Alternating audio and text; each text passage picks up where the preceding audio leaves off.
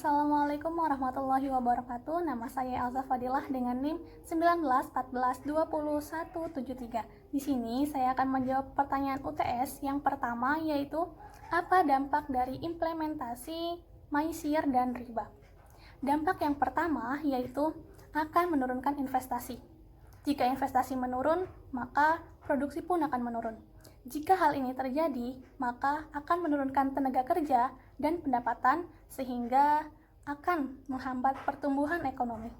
Yang kedua, yaitu akan menyebabkan adanya kesenjangan antara si kaya dan si miskin. Karena yang kaya akan semakin kaya dan yang miskin akan semakin miskin. Ia mempunyai pendapatan tinggi akan mempunyai peluang untuk menaikkan pendapatannya dengan cara membungakan pinjaman pada orang lain. Sedangkan yang mempunyai pendapatan rendah, mereka akan kesulitan untuk membayar pokok pinjaman disertai dengan bunga yang telah dibebankan. Kemudian yang ketiga yaitu akan menyebabkan terjadinya krisis ekonomi. Menurut Roy Davis dan Glenn Davis, pada abad 20 telah terjadi lebih dari 20 krisis ekonomi di beberapa negara seperti Amerika, Jepang, Prancis, termasuk Indonesia, sehingga menyebabkan kemiskinan pada umat manusia.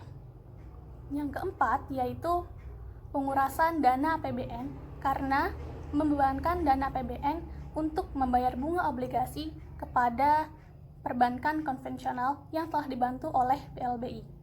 Kemudian yang kelima yaitu akan menjerumuskan negara berkembang pada hutang, sehingga untuk membayar bunganya pun sulit, apalagi membayar pokok pinjamannya. Kemudian yang keenam yaitu nilai mata uang suatu negara akan tidak stabil. Pertanyaan kedua yaitu apa fungsi dari Dewan Pengawas Syariah? Fungsi dari Dewan Pengawas Syariah yang pertama yaitu mengawasi jalannya operasionalisasi bank sehari-hari agar sesuai dengan ketentuan syariah. Yang kedua yaitu membuat pernyataan bahwa bank yang diawasinya telah berjalan sesuai dengan ketentuan syariah. Biasanya tiap tahun dibuatnya. Yang ketiga yaitu meneliti dan membuat produk baru dari bank yang diawasinya. Fatwa DSN nomor 02-DSN-MUI-4-2000 tentang tabungan menyatakan bahwa terdapat dua jenis tabungan. Yang pertama yaitu tabungan yang tidak dibenarkan secara syariah, yaitu tabungan yang berdasarkan perhitungan bunga.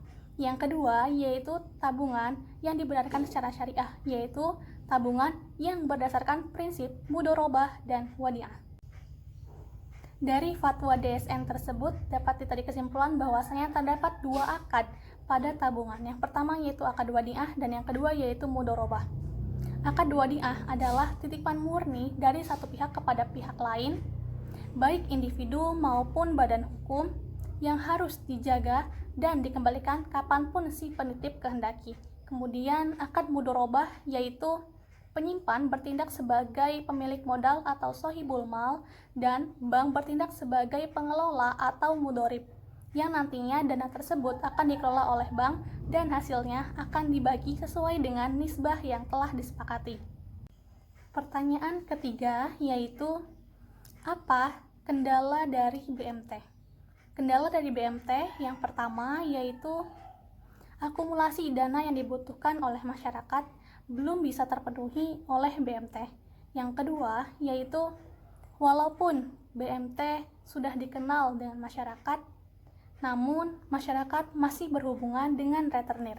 Yang ketiga yaitu BMT seringkali mengalami masalah yang sama seperti nasabah yang bermasalah.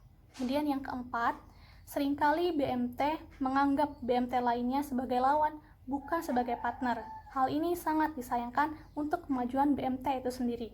Kemudian yang kelima yaitu dalam operasionalisasi rutin BMT seringkali pengelola diarahkan berorientasi pada bisnis.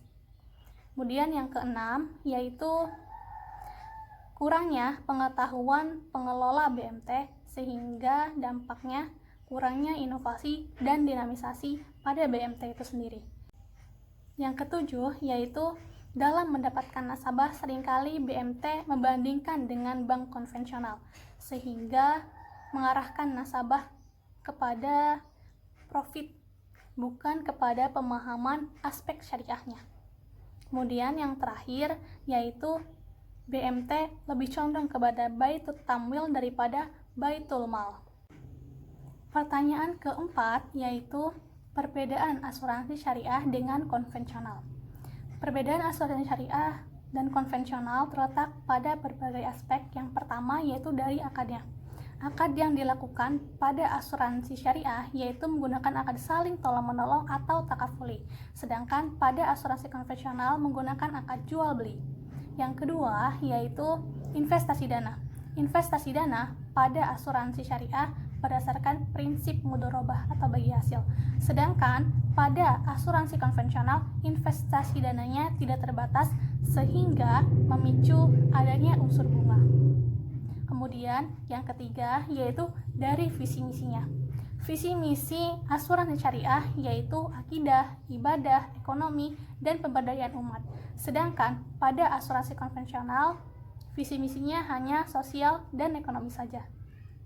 Kemudian yang keempat yaitu kepemilikan dana. Dana yang terkumpul dari peserta atau premi pada asuransi syariah akan menjadi milik peserta. Perusahaan hanya mengelola saja. Berbeda dengan konvensional. Dana yang terkumpul dari peserta atau premi itu akan menjadi milik perusahaan. Kemudian yang kelima yaitu keuntungan. Keuntungan pada asuransi syariah akan dibagi hasilnya untuk perusahaan dan peserta, sedangkan keuntungan pada asuransi konvensional akan menjadi milik perusahaan.